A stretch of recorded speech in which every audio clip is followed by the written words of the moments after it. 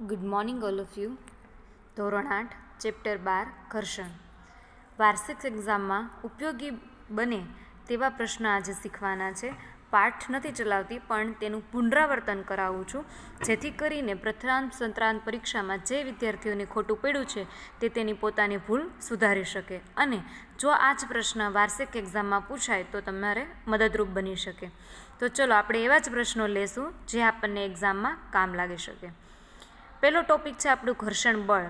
તો ઘર્ષણ બળ સમજાવવા માટે તમારે એક પ્રવૃત્તિ કરવી પડે.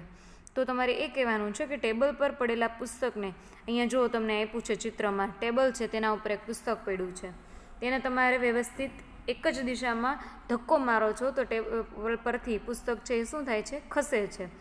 હવે તમે આડો હાથ રાખી અને વિરુદ્ધ દિશામાં તમારે ધક્કો મારવાનું છે તો શું થશે, તો ફરી પુસ્તક પાછું જે જગ્યાએ હતું ત્યાં આવશે. તો આ સપાટી અને પુસ્તક, યાની કે ટેબલની સપાટી અને પુસ્તકની સપાટી વચ્ચે શું થાય છે, ઘર્ષણ લાગે છે, અને તેને શું કહેવાય છે, ઘર્ષણ બળ કહેવાય છે. હવે અહીંયા બીજું એક આપેલું છે આપણને પ્રશ્ન નંબર 12.2, એટલે આપણે પ્રશ્ન 2 લઈએ, ઘર્ષણ પર અસર કરતા પરિબળો. તો એમાં તમને એક આપેલી છે પ્રવૃત્તિ 12.3, અને આકૃતિ પણ તમને અહીંયા આપેલી છે, જોતા જજો અને સમજીએ. કોઈ ઈંટની ફરતે એક દોરી બાંધો. જો ચિત્રમાં આપી છે ઈંટની ફરતે એક દોરી બાંધી દે. સ્પ્રિંગ કાંટાની મદદથી ઈંટને ખેંચો. હાથમાં પકડેલ છે સ્પ્રિંગ કાંટો છે. તમે દેશમાં ગયા હોય અને ત્યાં તમે કપાસ જોયું હોય તો તમને ખ્યાલ આવે. આ બાજુમાં જે દેખાય છે તમને ચિત્ર 12.3ની ઉપરનું ચિત્ર જે છે એ સ્પ્રિંગ કાંટો છે, અને આપણી ત્યાં કપાસની ગાહડીઓ પણ આ જ રીતે મપાતી હોય છે, કેટલા મણ છે એમ. જ્યારે ઈંટ ગતિ કરવાની શરૂઆત કરે ત્યારે સ્પ્રિંગ કાંટા પરનું અવલોકન નોંધો. તે તમને ઈંટની સપાટી અને ભોંયતળિયા વચ્ચે લાગતા ઘર્ષણ બળનું મૂલ્ય આપે છે. ઈંટ પર પોલિથીનનો ટુકડો લપેટો અને આ પ્રવૃત્તિનું પુનરાવર્તન કરો. શું તમે ઉપરની બંને પ્રવૃત્તિમાં સ્પ્રિંગ કાંટાના અવલોકનના તફાવત જોઈ શકો છો? આ તફાવત માટેનું કારણ શું હોઈ શકે? હવે ઈંટની ફરતે શણનો ટુકડો, પહેલાં શું કર્યું આપણે, એમને રાખી હતી ઈંટ, પછી બીજી પ્રવૃત્તિમાં શું કર્યું તો કે પ્લાસ્ટિક વેટી દીધું, અને હવે ત્રીજી પ્રવૃત્તિમાં શું કર્યું છે, આપણે શણનો ટુકડો વીંટાળેલો છે. ચલો આગળ જોઈએ. બધામાં ત્રણેયમાં અલગ અલગ માપ આવશે. સ્પ્રિંગ કાંટો એ વસ્તુ પર લાગતા બળનું માપન કરતું સાધન છે. જેમ અલગ અલગ સાધનથી બધી વસ્તુ મપાય છે, તેવી રીતે તમે જોયું હશે કે આપણા શરીરનું તાપમાન માપવા માટે કયા સાધનનો ઉપયોગ થાય છે, થર્મોસ્કોપ. તો એવી જ રીતે અહીંયા વસ્તુ પર લાગતા બળનું માપન કરવા માટે જે સાધન વપરાય છે એને સ્પ્રિંગ કાંટો કહેવાય છે. તે એક સ્પ્રિંગ કોઇલનું ગૂંચળું બનેલું હોય છે, જે તેના પર બળ લગાડવાથી ખેંચાય છે. સ્પ્રિંગનું ખેંચાણ અંકિત કરેલા માપક્રમ કરતાં સરકતા દર્શક દ્વારા માપી શકાય છે. માપક્રમનું અવલોકન એ બળનું મૂલ્ય આપે છે. શું આપે છે આપણને? બળનું મૂલ્ય આપે છે. તમારો બીજો પ્રશ્ન એવો છે, ઘર્ષણ પર અસર કરતા પરિબળો. આગળ જોઈએ. જો અહીંયા પણ એક ઢાળ રાખેલો છે, બે વિદ્યાર્થીઓ છે, પુસ્તક મૂકી દીધા છે અને એક પુસ્તકને એણે આડું મૂક્યું છે. તેના ઉપરથી હવે શું કરે છે, સેલને ગબડાવે છે. સેલ ગબડતા શું થશે, તો કે એના ઉપરથી શું લાગે છે, બળ લાગે છે, એટલે એ સરકશે. સેલને બિંદુ એથી નીચેની દિશામાં ગતિ કરાવો. સ્થિર થતા ટેબલ પર મૂકો. કાપડનો ટુકડો ફેલાવીને મૂકો. કાપડ પર કરચલી ન રહે તેનું ધ્યાન રાખો. ફરીથી તેનું પુનરાવર્તન કરો. તમારે હવે આ રીતે જો હવે કાપડનો ટુકડો પાથરો છે ને એનું પુનરાવર્તન. પહેલાં ક્યાં હતું, ટેબલ ખાલી એમને હતું તો આગળ ઘણું આગળ હતું ને, હવે કાપડ મૂક્યું તો સાવ ઓછું અંતર થઈ ગયું. પેન્સિલ સેલ જુદી જુદી સપાટીઓ પર જુદું જુદું અંતર કાપે છે. ઓલામાં શું હતું, ટેબલની સપાટી હતી એટલે એણે વધારે અંતર કાપ્યું. જ્યારે અહીંયા શું મૂકવામાં આવ્યું, કાપડ મૂકવામાં આવ્યું, એટલે એનું અંતર કેવું થઈ ગયું, ઓછું. આ કિસ્સામાં કપાયેલું અંતર ઓછામાં ઓછું છે. દરેક વખતે પેન્સિલ સેલ દ્વારા કપાયેલું અંતર જુદું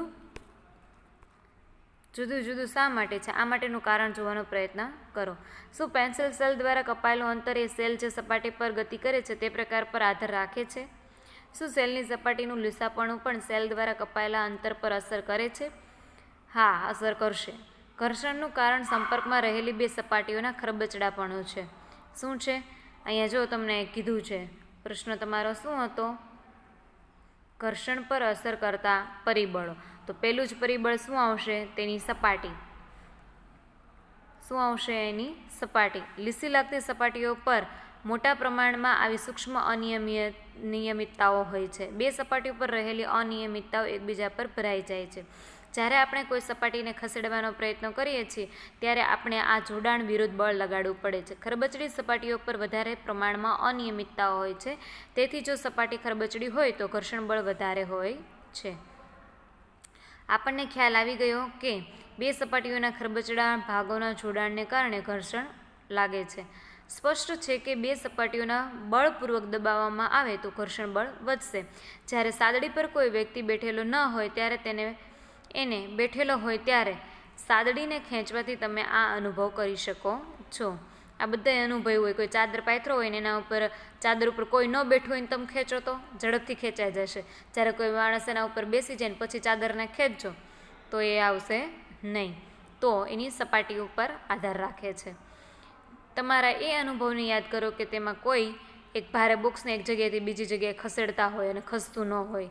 પછી ટેબલ, પલંગ, પેટી પલંગ હોય ને એમાં સામાન ભર્યો હોય પછી ખસેડજો અને ખાલી પેટી પલંગ હોય ને ખસેડજો તો ઘણો એમાં તફાવત જોવા મળે. પદાર્થને સ્થિર સ્થિતિમાં ગતિમાં લાવવા માટે જરૂરી બળ સ્થિત ઘર્ષણ બળનું માપ છે. આનાથી વિપરીત એટલે કે વિરુદ્ધ, જ્યારે પદાર્થની અચળ ઝડપથી ગતિ ચાલુ હોય ત્યારે જરૂરી બળ એ સરકતા ઘર્ષણનું માપ છે. એક પ્રયોગ જોઈએ. જ્યારે બોક્સ સરકવાનું શરૂ કરે ત્યારે તેની સપાટી પરના સંપર્ક બિંદુને બીજી સપાટીના સંપર્ક બિંદુમાં ઘૂસી જવા માટે પૂરતો સમય મળતો નથી. તેથી સરકતું ઘર્ષણ એ સ્થિત ઘર્ષણ કરતાં ઓછું હોય છે. ચલો, તમારા સ્વાધ્યાયમાં આ પ્રશ્ન પૂછેલો છે, સરકતું ઘર્ષણ એ સ્થિત ઘર્ષણ કરતાં કેમ ઓછું હોય છે અથવા શા માટે ઓછું હોય છે તે સમજાવો. આ પ્રશ્ન તમને 3 માર્કમાં પણ પૂછાઈ શકે. કેટલા માર્કમાં? 3 માર્કમાં. ઓકે. અને પ્રશ્ન શું છે? સરકતું ઘર્ષણ એ સ્થિત ઘર્ષણ કરતાં ઓછું હોય છે, કારણ આપી સમજાવો. તો એમાં તમારે શું લખવાનું છે? જ્યારે કોઈ પદાર્થની સપાટીના સંપર્કમાં બીજા બિંદુઓની સપાટીના સંપર્ક બિંદુઓના ઘૂસી જવા માટે પૂરતો સમય મળતો નથી, માટે સરકતું ઘર્ષણ એ સ્થિત ઘર્ષણ કરતાં ઓછું હોય છે. અથવા તમે આ પણ ઉદાહરણ આપી શકો છો. પદાર્થને સ્થિર સ્થિતિમાં ગતિમાં લાવવા માટે જરૂરી બળ એ સ્થિત ઘર્ષણ બળનું માપ છે. આનાથી વિપરીત, જ્યારે પદાર્થની અચળ ઝડપથી ગતિ ચાલુ રાખવા માટે બળ એ સરકતા ઘર્ષણનું માપ છે. આવી જ રીતે બોક્સનું ઉદાહરણ લેતા બોક્સ સરકવાનું શરૂ કરે ત્યારે તેની સપાટી પરના સંપર્ક બિંદુને બીજી સપાટીના સંપર્ક બિંદુમાં ઘૂસી જવા માટે પૂરતો સમય મળતો નથી. તેથી સરકતું ઘર્ષણ એ સ્થિત ઘર્ષણ કરતાં ઓછું હોય છે. તમે આટલું લખો એટલે તમને રોકડા 3 માર્ક મળે, પણ વ્યવસ્થિત અને સમજણ શક્તિપૂર્વક લખવાનું છે વિજ્ઞાનની ભાષામાં. હવે બ્લેકબોર્ડ, એનું પણ ઉદાહરણ તમે આમાં લઈ શકો છો. જો કોઈ પણ ઘર્ષણ ન હોય તો કોઈ વસ્તુ ગતિ શરૂ કરી દે તો તે ક્યારેય રોકાશે નહીં. જો રસ્તા અને વાહનોના ટાયરોની વચ્ચે ઘર્ષણ ન હોય તો વાહનોની ના તો ગતિ શરૂ થઈ શકે, ના તો તેમને રોકી શકાય અને ના તો તેમની ગતિની દિશામાં ફેરફાર કરી શકાય.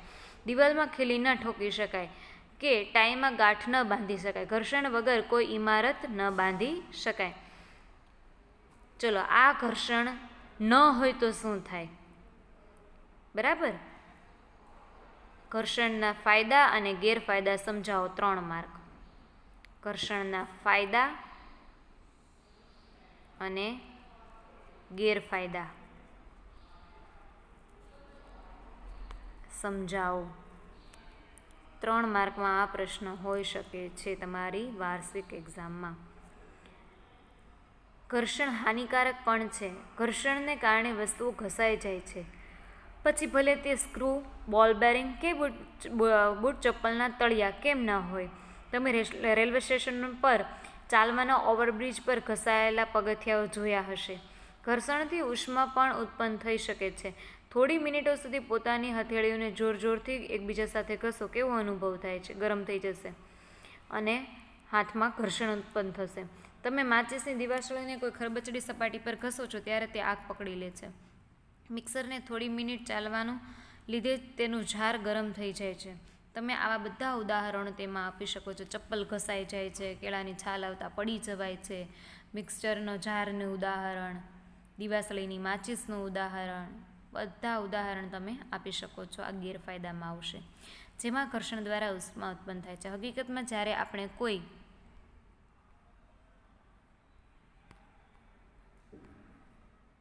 મશીનનો ઉપયોગ કરીએ છીએ ત્યારે ઉત્પન્ન થતી ઉષ્માના કારણે થોડી ઘણી ઉર્જાઓ વેડફાઈ જાય છે. નીચેના વિભાગમાં આપણે ઘર્ષણ ઓછું કરવાના ઉપાયો વિશે ચર્ચા કરી. ઘર્ષણનું વધારવું અને ઘટાડવું, આ પણ પ્રશ્ન હોઈ શકે છે. તમારા બૂટ ચપ્પલના સોલ ખાંચાવાળા કેમ હોય છે? ચલો વૈજ્ઞાનિક કારણ આપી સમજાવો. 3 માર્ક અથવા 2 માર્ક. તમારા બૂટ ચપ્પલના સોલ ખાંચાવાળા શા માટે હોય છે? વૈજ્ઞાનિક કારણ આપી સમજાવો. 2 માર્ક. બૂટ ચપ્પલની ભોંયતળિયા સાથે વધારે સારી રીતે પકડ રહે તે માટે આમ કરવામાં આવે છે, જેથી તમે સલામત રીતે ચાલી શકો. તેવી જ રીતે કાર, ટ્રક અને બુલડોઝરના ટાયરો પણ ખાંચાવાળા હોય છે, જેનાથી રસ્તા સાથે તેમની પકડ વધુ સારી રહે છે. વાહનો અને સાયકલની બ્રેક પ્રણાલીમાં બ્રેક પેડનો ઉપયોગ કરીને આપણે જાણી જોઈને ઘર્ષણમાં વધારો કરીએ છીએ. જ્યારે તમે સાયકલ ચલાવો છો તો તેના બ્રેક પેડ પૈડાને સ્પર્શ કરતા નથી. જ્યારે તમે બ્રેક લીવરને દબાવો છો ત્યારે આ પેડ ઘર્ષણને કારણે પૈડાની કોરની ગતિને રોકી દે છે અને પૈડું ગતિ કરવાનું બંધ કરી દે છે. તમે એ જોયું હશે કે કબડ્ડીના ખેલાડીઓ પોતાના હાથ પર માટી ઘસે છે, પોતાના વિરોધીઓને વધારે સારી રીતે પકડી શકે. કસરત બાદ પોતાના હાથ પર કોઈ બરછટ પદાર્થ લગાવી દે છે, જેથી ઘર્ષણમાં વધારો કરીને સારી પકડ બનાવી શકે. બરાબર સમજાઈ ગયું? હવે આગળ જુઓ. અમુક પરિસ્થિતિઓમાં ઘર્ષણ અનિચ્છનીય હોય છે, આથી આપણે તેને ઓછું કરવા ઈચ્છીએ છીએ. કેરમ બોર્ડ પર બારીક પાવડર, આ પણ જુઓ ઘર્ષણ ક્યારે વધારવું અને ક્યારે ઘટાડવું, અને આવું શા માટે કરવામાં આવે છે. તમારે વિકલ્પમાં છે કેરમ બોર્ડ પર બારીક પાવડર કેમ છાંટવામાં આવે છે, તો એમાં શું થાય? તેનું ઘર્ષણ ઓછું થાય, એનો જવાબ છે. દરવાજા અને મિજાગરામાં તેલના થોડા ટીપાં નાખો છો ત્યારે તે હલનચલન કરે છે. સાયકલ અને મોટરના કારીગરો આ મશીનના ગતિશીલ ભાગોની વચ્ચે ગ્રીસ લગાડે છે. કાર્યક્ષમતા વધારવા માટે ઘર્ષણને ઓછું કરી શકાય છે. તેલ, ગ્રીસ કે ગ્રેફાઇટને મશીનના ગતિશીલ ભાગ વચ્ચે લગાડવામાં આવે છે. ત્યાં તે એક પાતળું સ્તર બનાવે છે. ગતિશીલ સપાટીઓ સીધી એકબીજા સાથે ઘસાતી નથી. અનિયમિતતાનું એકબીજા સાથેનું જોડાણ મોટા પ્રમાણમાં દૂર થઈ જાય છે. હલનચલન સરળ રીતે બની જાય છે. ઘર્ષણ ઓછું કરતા પદાર્થોને ઊંજણ કહે છે. તમને પૂછવામાં આવે કે ઊંજણ કોને કહેવાય, તો જે ઘર્ષણ ઓછું કરે તેને ઊંજણ કહેવાય છે, એટલે તે પદાર્થને. ઘર્ષણ ઓછું કરવા માટે ગતિશીલ ભાગો વચ્ચે હવાના સ્તરનો ઉપયોગ કરવામાં આવે છે. હવે બીજો એક ટોપિક છે, પૈડા ઘર્ષણ ઓછું કરી દે છે. હા, એટલે જ આપણે એનામાં ખાંચા રાખવામાં આવે છે. હવે અહીંયા જોઈએ બાજુનામાં, જ્યારે એક વસ્તુ કોઈ બીજી વસ્તુની સપાટી પર ગબડે છે ત્યારે તેની ગતિને અવરોધતા બળને લોટન ઘર્ષણ કહે છે. ગબડવાની ક્રિયા એ ઘર્ષણ ઘટાડી દે છે. કોઈ વસ્તુને બીજી વસ્તુ પર સરકાવવા કરતાં ગબડાવી હંમેશા સરળ હોય છે. આ જ કારણ છે કે પૈડા લગાવેલા સામાન ખેંચવા સગવડભર્યા હોય છે. શું હવે તમે એ સમજી શકો છો કે પૈડાના આવિષ્કારને માનવજાતિની મહાન શોધોમાં કેમ ગણવામાં આવે છે? ચલો તમને એમ કે પૈડાના આવિષ્કારને માનવજાતિની મહાન શોધ ગણવામાં આવે છે, કારણ કે તો તમારે અહીં લખવું પડે. એક વસ્તુ કોઈ બીજી વસ્તુની સપાટી પર ગબડે છે ત્યારે તેની ગતિને અવરોધતા બળને લોટન ઘર્ષણ કહે, અને ગબડવાની ક્રિયા એ ઘર્ષણ ઘટાડી દે છે. કોઈ વસ્તુને બીજી વસ્તુ પર સરકવા કરતાં ગબડાવી હંમેશા સરળ છે. આ જ કારણ છે. હવે વૈજ્ઞાનિક કારણ આપી સમજાવો. 2 માર્ક. લોટર ઘર્ષણ એ સરકતા ઘર્ષણ કરતાં ઓછું હોય છે. તેથી મોટાભાગના મશીનો સ્લાઇડિંગને બોલ બેરિંગના ઉપયોગ દ્વારા લોટણમાં બદલાવવામાં આવે છે. છતના પંખાઓ, સાયકલોમાં ધરી અને કેન્દ્રની વચ્ચે બોલ બેરિંગનો ઉપયોગ આ સામાન્ય ઉદાહરણ છે. જો તમને અહીંયા પણ 2 માર્કમાં આ પ્રશ્ન પૂછાઈ શકે. લોટણ ઘર્ષણ એ સરકતા ઘર્ષણ કરતાં કેવું છે અથવા ખાલી જગ્યા છે, તો ઓછું છે. 1 માર્કનો એ પ્રશ્ન, 2 માર્કનો આ પ્રશ્ન.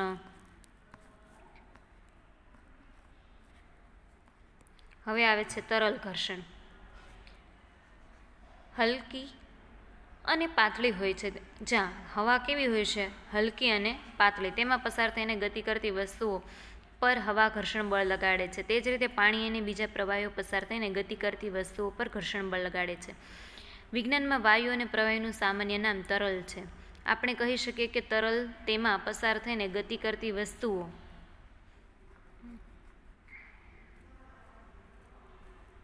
પર ઘર્ષણ બળ લગાડે છે. તરલો દ્વારા લગાડવામાં આવતા ઘર્ષણ બળને ઘસડાવું પણ કહે છે. કોઈ વસ્તુ પર તરલ દ્વારા લાગતું ઘર્ષણ બળ એ વસ્તુની તરલની સાપેક્ષ ઝડપ પર આધાર છે. ઘર્ષણ એ બળ પદાર્થના આકાર અને તરલના પ્રકાર પર આધાર રાખે છે. ચલો ખાલી જગ્યા ઘર્ષણ બળ પદાર્થના ખાલી જગ્યા પર આધાર રાખે છે. તો શેના ઉપર આવશે? આકાર અને તરલના પ્રકાર. 1 માર્કની ખાલી જગ્યા છે.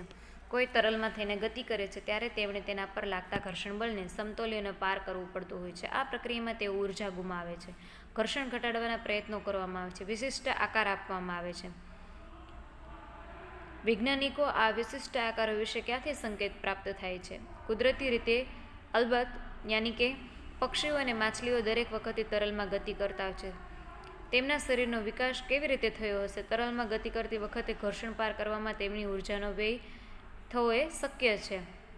હવાઈ જહાજના આકારને કાળજીપૂર્વક જુઓ. તમને તેના પર કોઈ પક્ષીના આકારમાં કોઈ સમાનતા જોવા મળે છે? એની 2 પાંખો છે, પક્ષીની 2 પાંખો છે. તરલ ઘર્ષણ ઘટી જાય છે. હકીકતમાં બધા વાહનોની આકારની રચના એ રીતે કરવામાં આવે છે જે તેનું ઘર્ષણ ઘટી જાય. અહીંયા આપણો પાઠ પૂરો થાય છે. દરેક વિદ્યાર્થીએ સારાંશ ફરજિયાત કરવાનો છે અને એક્ઝામમાં જેટલા પ્રશ્નો પૂછાય છે તેની તૈયારી કરવાની છે. ખાલી જગ્યા, ખરા ખોટા, વિકલ્પ, 1 માર્કની વ્યાખ્યા અને જ્યાં મેં કીધું છે કે 2 માર્કમાં પૂછાય, 3 માર્કના પૂછાય, તો એ રીતે તૈયારી કરવાની. વાંચજો, લખજો, સમજજો અને ફૂલ ઓન મહેનત કરજો. વાંચવા માટે બેસ્ટ ઓફ લક ને ઓલ ધ બેસ્ટ.